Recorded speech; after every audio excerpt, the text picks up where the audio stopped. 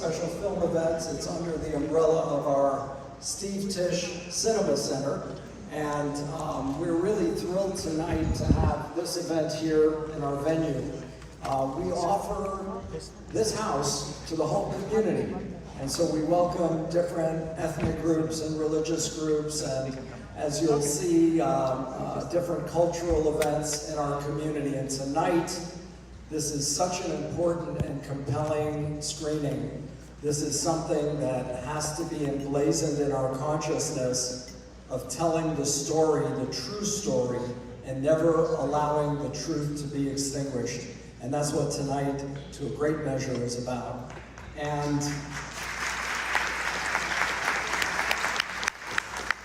it's my great honor to welcome a couple of people who are going to come up and say a few words. Firstly, Scooter Braun, who contributed enormously to the music and entertainment industry, a major activist against anti-Semitism, and he's got a special announcement to make.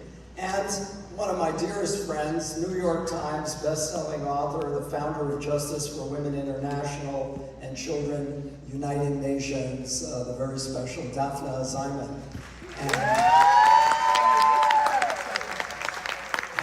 And as usual, Daphne brought her own fan club tonight. So welcome everyone, and we hope you'll carry the message of tonight out with you and post it and let everyone know what you saw and how it impacted you. Thank you very much.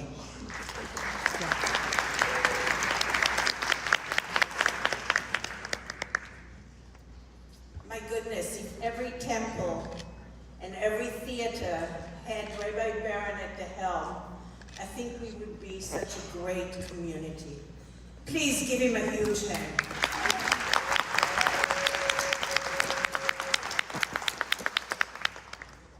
You know, tonight is very, very important. We've all watched television. We've seen the result of intolerance and hate. Just this weekend, we saw the attempted assassination because of intolerance and hate. And here we are tonight, and we've gathered together because every single one of you is a gatekeeper for the future of our children, here locally and globally.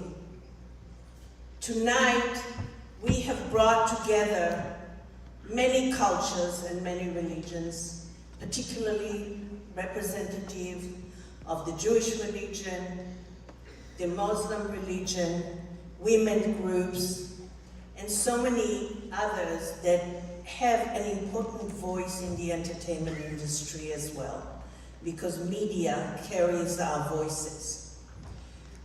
Co-hosting tonight with me is a person who has made a huge impact on the entertainment industry and the music industry, but that's not why I invited him here tonight. Scooter Braun stands at the helm of where we all need to move towards. When he sees the wrong, he actually makes every effort to do something about it. Whether what he's done about the hurricanes, or what he's done for Make-A-Wish, or what he's done when there was terrorism incidents outside the Ariana Grande concert in Manchester.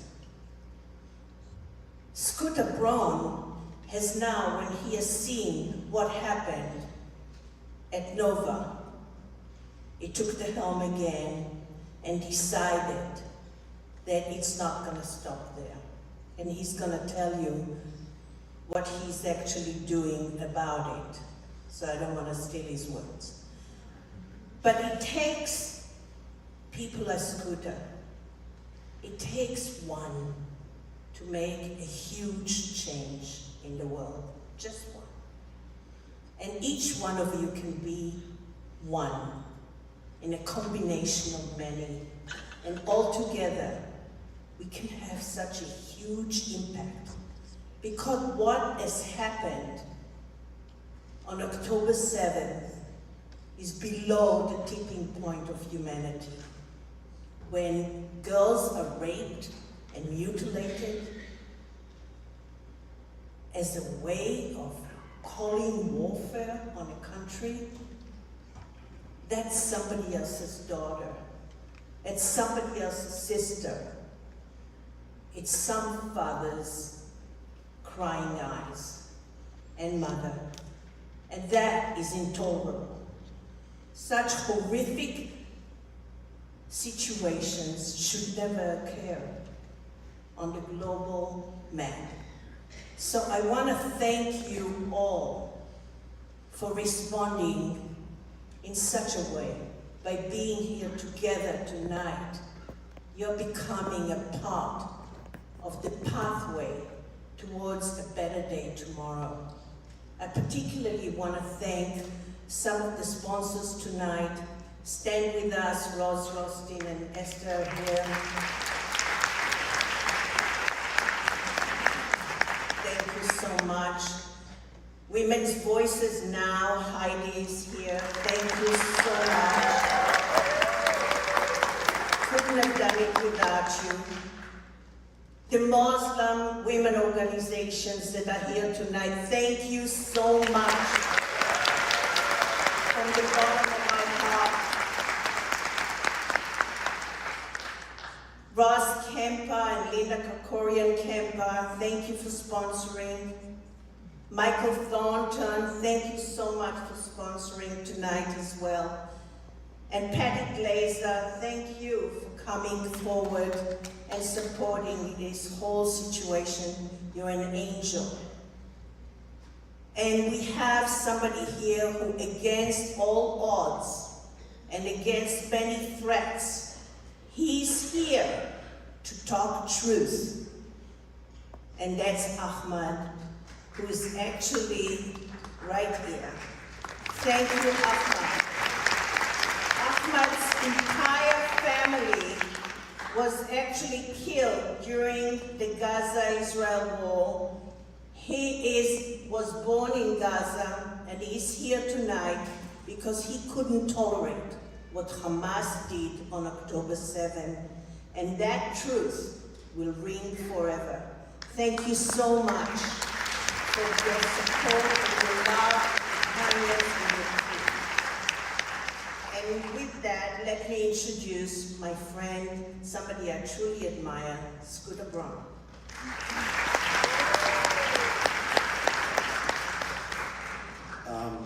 Never follow a best-selling author with remarks. Those were incredibly well prepared and beautiful, and I am going to wing it, and my brother's in the front row. I first want to just thank every single one of you for coming. You could have done anything with your Monday night, and you chose to come and witness an incredibly powerful, a very upsetting, and a very important film. And I hope for those of you who have not seen this, what you see tonight is on YouTube. And it's there because after talking with my friend Sheryl Sandberg, who couldn't be here, who's an incredibly brave and powerful person who you will see in the film, they put it on YouTube because it's completely accessible to everyone, and there's no excuse for someone to not take that time to see it. When I met the survivors of Nova, it was at a healing camp with my brother Sam, who's here in Israel. We arrived in the morning at 7 a.m. and we were at a kibbutz by 8. And we saw things that no one should ever see. We saw devastation. Unfortunately, the blood was still on the walls. The smell, we'll never forget. And then we went from those communities to the Nova field. And we kind of expected to see what we saw, unfortunately. We knew this kind of evil was in the world because of our family background and the stories of the Holocaust, and my grandmother being in Auschwitz and my grandfather being in Dachau, and my unfortunate experience with someone who had the same ideology as Hamas, who committed a terrorist attack at one of our shows in Manchester. But when we arrived on the 4th day, we went to the Nova Healing Camp. and we saw kids 20 to 24 years old. Many who had lost friends, who had witnessed the things you're going to see, who gave interviews, and they were laughing and crying and singing music and doing therapy together, writing songs.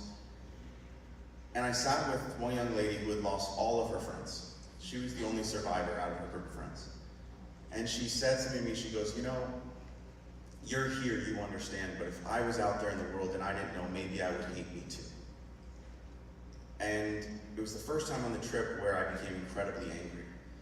Because what happened to those kids at a music festival, the same music festival where our families would have gone to Coachella, or Stagecoach, or Governor's Ball, it was truly a music festival, and these kids were murdered as they were running away, as they were hiding in porta potties, as they were trying to escape in cars. And the world just abandoned them. The world was quiet, the world was silent. The industry I'd given my life for 23 years wasn't saying anything. And I was confused because when we had a terrorist attack in Manchester, 22 people were killed and many more maimed and injured. And within 2 weeks, the entire world rallied behind us. And we threw One Love Manchester just 2 weeks later, which was the biggest concert in the world, broadcast on every major network, every social media site. And every artist from the entire community showed up. 6-hour concert with the biggest names in music. And here I was standing in front of these kids where 380, and now the total is over 400 were killed.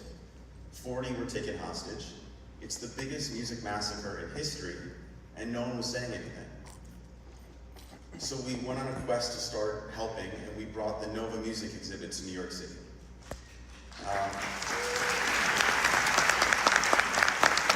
This exhibit is the original tents, the original cars that were burned, the lost and found, the footage that both Hamas themselves broadcasted, and those kids as they were running away trying to get to their families broadcasted on their phones.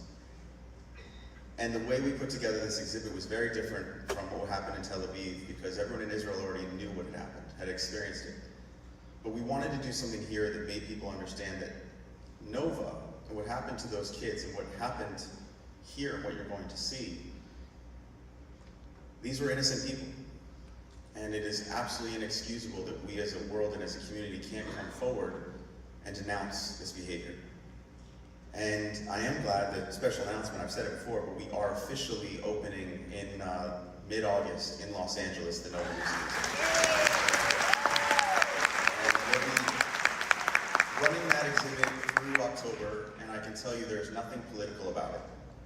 It is truly about a music festival, and the way we're doing the tickets, the same way we did in New York, $2 to $8 just to cover processing fees, and half the time we're going to be letting in people for free. Because we don't want to give anyone an excuse not to witness this and see themselves and their humanity.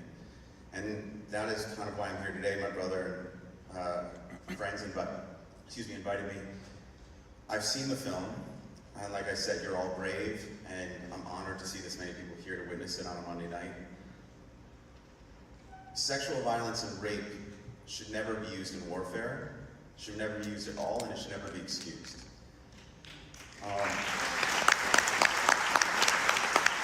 Unfortunately, with all the evidence, with Daphne's help and others, the UN finally acknowledged it, but it took 6 months for them to say the evidence was credible.